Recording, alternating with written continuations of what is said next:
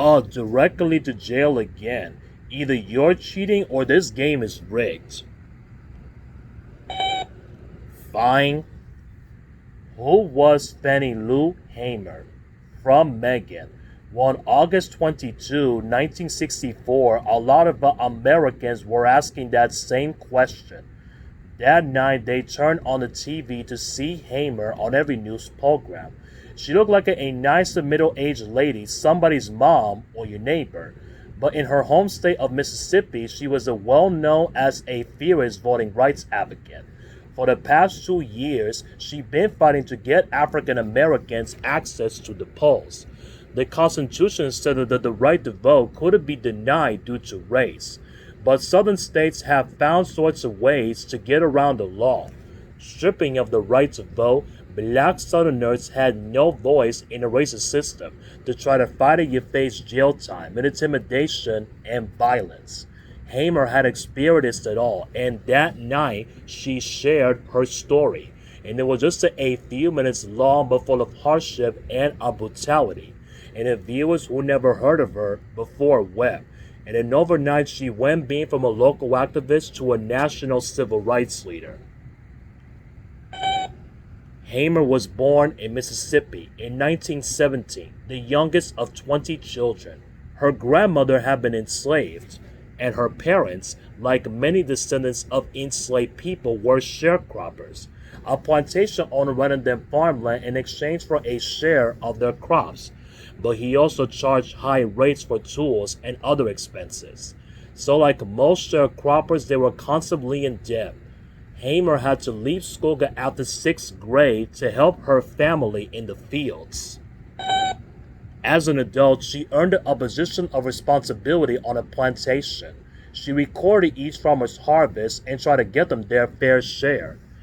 Then, and in August 1962, the members of the Student Nonviolent Coordinating Committee, or SNCC, visited her own church. All around the country, the civil rights movement was heating up, and it's one of its major players. It is students activists train local community leaders to join the fight. In Mississippi, they focused on registering black voters. They told the congregation they could sweep out racist officials.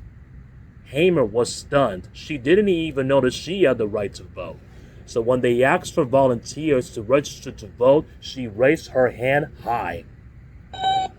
No, it wasn't even that simple. And an angry crowd gathered at the courthouse to meet the 18 volunteers. They tried to scare Hamer and the others from even trying but to register. But the volunteers stuck together and made their way in. Inside the courthouse, the clerk was no more welcoming. He demanded the group pass a test before registering. They were asked to explain a legal clause about the ex facto laws. Exactly, that was the whole point of literacy tests, to be nearly impossible to pass, so clerks can refuse anyone the right to vote. They also demand a poll tax, a fee meant to discourage would-be voters. No surprise, all the SNCC volunteers failed the literacy test.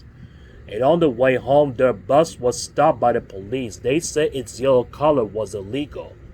Hamer sang a song to keep the group's spirits up until they were let go.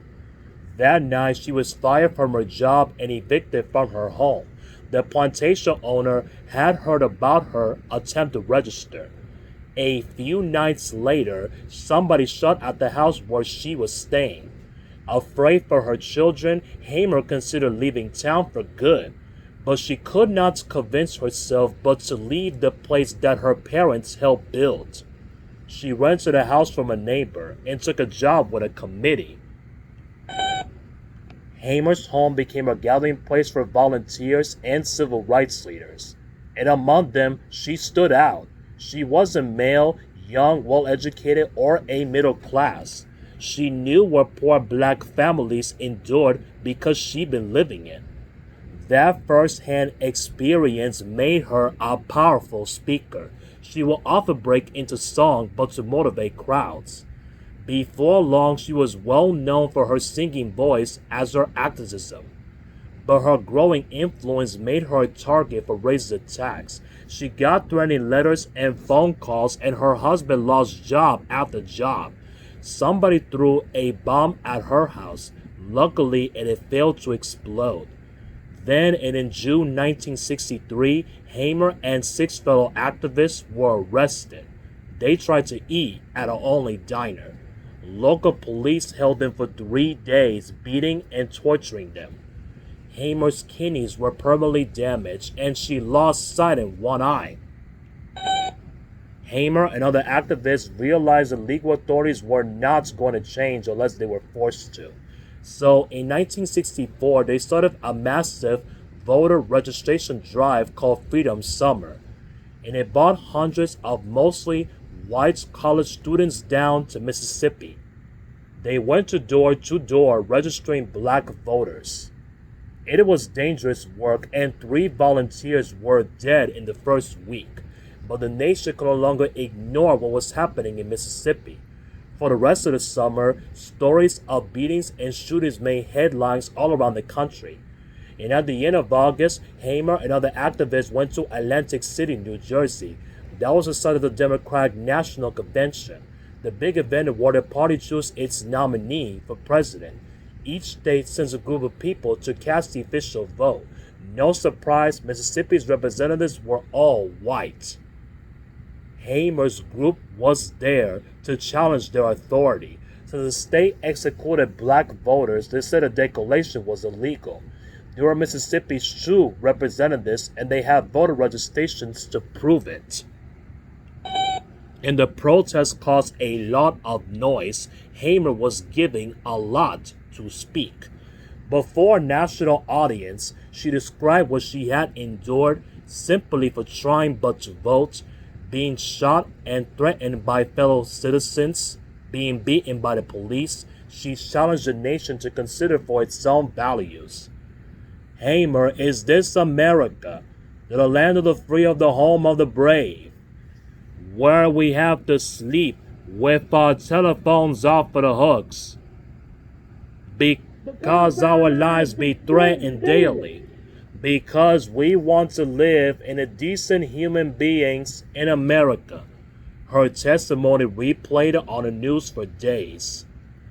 Hamer and her group were not seated at the convention, but a year later, President Lyndon Johnson would sign the Voting Rights Act of 1965, and they outlawed all kinds of barriers to voting like literacy tests and poll taxes.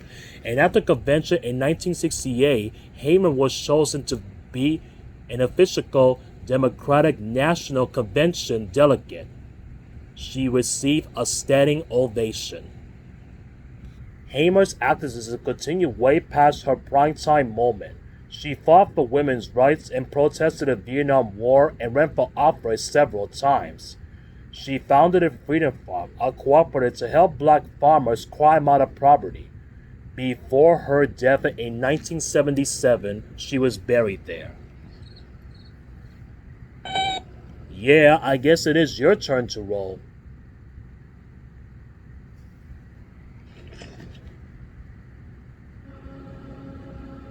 Ugh.